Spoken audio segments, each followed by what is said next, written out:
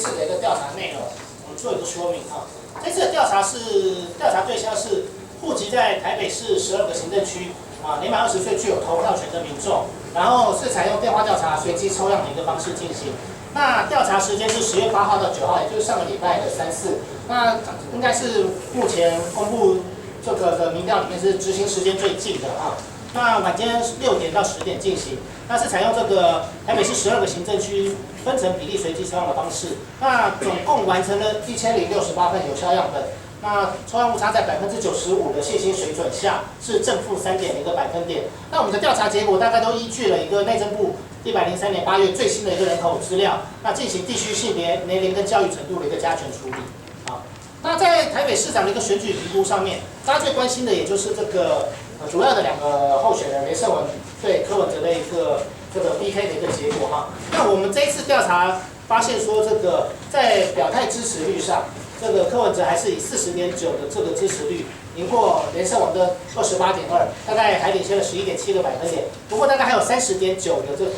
这个受访者他是未决定哈，就是他在民调中属于无反应的一个意见。那从交叉分析来看的话，其实可以发现说，柯文哲大概在这个20到19岁的民众，他有一个比较大的一个领先幅度。那在这个泛绿支持者上，大概也有80%以上的人表态支持这个柯文哲，他的一个对绿军的一个凝固力比较强。那对泛蓝支持者，那大概有60%的人是目前是倾向支持连胜文，不过大概也有接近20%的人是表态支持柯文哲的。那中间选民的里面，大概有43%的民众是这个支持柯文哲，不过大概还有大概1半以上的民众，他是还没有办法在2个人之中做出一个决定的。那整体的一个台北市长的一个看好度来讲，我们这次调查发现说，柯文哲跟连胜文的看好度大概是属于差不多的一个状况哈。不过柯文哲还是略领先一点。好，那整体来讲，看好柯文哲当选的是36.5%，然后看好连胜文当选的是32.4%。那整体无反应的民众是31.2%。那从这个交叉分析来看的话，其实看得出来哈，虽然说柯文哲在表态支持率上领先，以及看好度上略有领先，不过泛绿的支持者也有接近20%的民众哈，他其实还是比较看好连胜文的。然后泛蓝支持者大概有50%多的民众看好连胜文，不过也有28.6%是看好柯文哲的。好，那以这一周来讲，我想最重要的这个新闻议题，刚刚执行长有讲，每次调查会把这个台北市长选举相关最重要的新闻议题加入。那这次调查中最重要的新闻议题，也就是这个 MG149的一个账户的一个疑云哈。我们这次调查针对 MG149设计了几个题组下去做了解大家对于这个账户的一个看法。那第一个题目是针对这个 MG149未报备未获核准哈，那就是因为柯文哲他在台大医院的一个账户有一个制定内规的一个部分，那台大医院的院长他其实在立法院中他已经表态说这个账户没有向院方报备，也没有向院方核准，然后有违反台大医院内规的一个情形哈。那我们调查发现说，那在这样的状况之下，其实是有39.2%的民众是相信柯文哲的清白的，那不相信柯文哲清白的是26.5%，34.3%的这个受访者是无反应的啊。那泛绿支持的大概都有70%以上的这个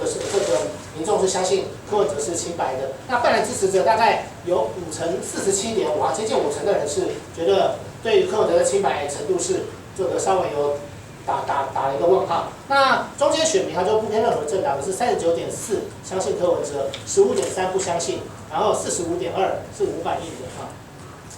好，那针对这个柯文哲这个在台大医院设立账户，制定内规，那台大医院的院长是他之前是在立法院表示说，这个台大医院是不清楚他的账户是怎么用的怎么捐怎么用的那在这个事情上面的话，那其实有41.6%的这个受访者是相信柯文哲的，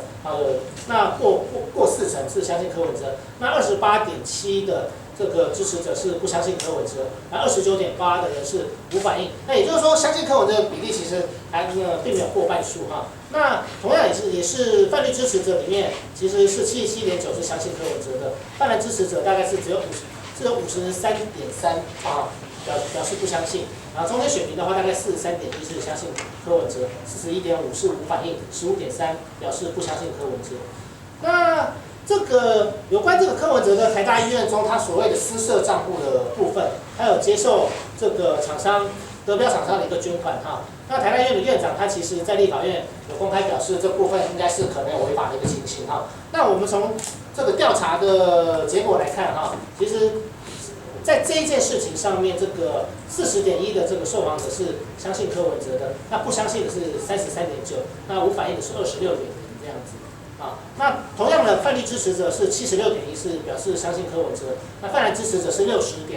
表示不相信。那在这个题目上面，这个中间选民大概不相信的比例略高，大概20.4，然后40.6是表示相信，39.0是无反应的。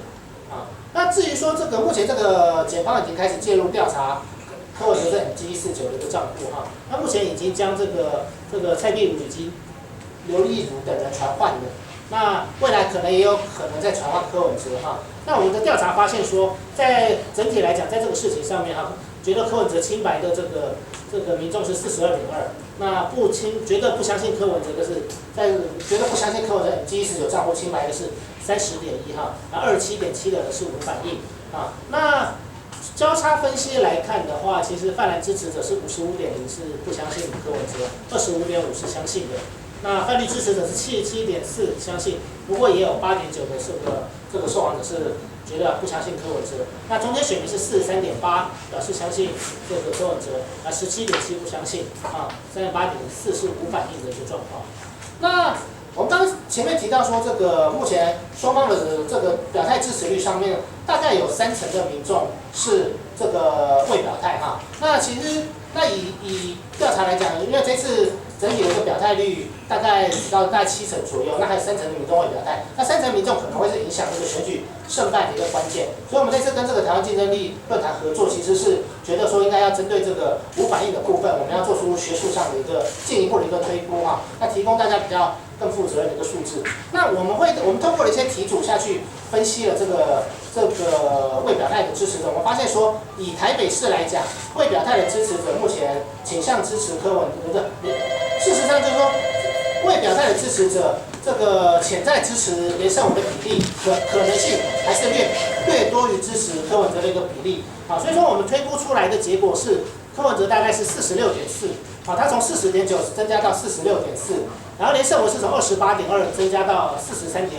那。不过，因为我们题组设计的关系，那还有10.1的这个受访者会决定。那这10.1的受访者，如果再进一步分析的话，哈，其实从结果来看的话，这两个人目前这个谁输谁赢，其实可能还很难讲。所以整体我们预测跟推估的一个情形是，目前如果从这一次的民调来看的话，柯文哲是46.4，然后连胜文是43.5，不过还有10.1的这个受访者会决定。啊，那我的这个报告就先说明到这。